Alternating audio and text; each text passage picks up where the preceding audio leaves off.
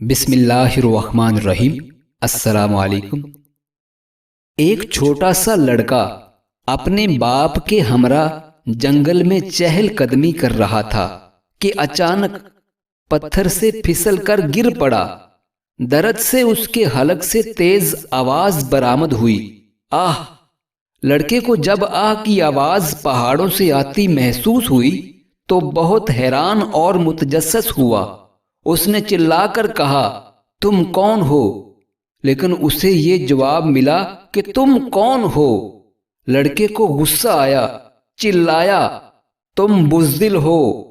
پہاڑوں سے آواز آئی، تم بزدل ہو۔ لڑکے نے باپ کی طرف دیکھا اور پوچھا، ابو جی یہ کیا ہو رہا ہے؟ باپ نے کہا، بیٹے غور سے سنو۔ پھر وہ چیخا، تم اچھے ہو۔ آواز آئی، تم اچھے ہو۔ باپ زور سے بولا، تم شاندار ہو۔ جواب آیا، تم شاندار ہو۔ لڑکا بہت حیران ہوا لیکن یہ نہیں سمجھ سکا کہ یہ کیا ہو رہا ہے۔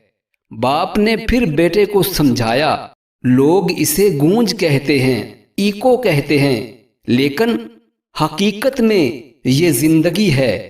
زندگی ہمیشہ تمہیں وہ کچھ دیتی ہے جو تم اسے دیتے ہو۔ زندگی تمہارے عمل کا آئینہ ہے۔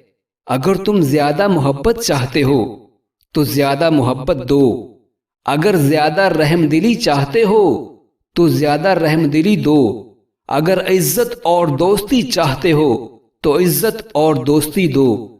فطرت کا یہ اٹل قانون ہماری زندگی کے ہر پہلو پہ لاگو ہوتا ہے۔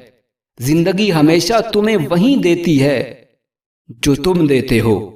زندگی کوئی حادثہ نہیں ہے بلکہ تمہاری ہر حرکت، بات اور کام کا آئینہ ہے۔ اس سبق کو میرے بیٹے حرز جاں بنا لو تو زندگی تمہاری بڑی سہل، پرسکون اور خوبصورت ہو جائے گی۔ یہ تمہارے اپنے ہاتھ میں ہے۔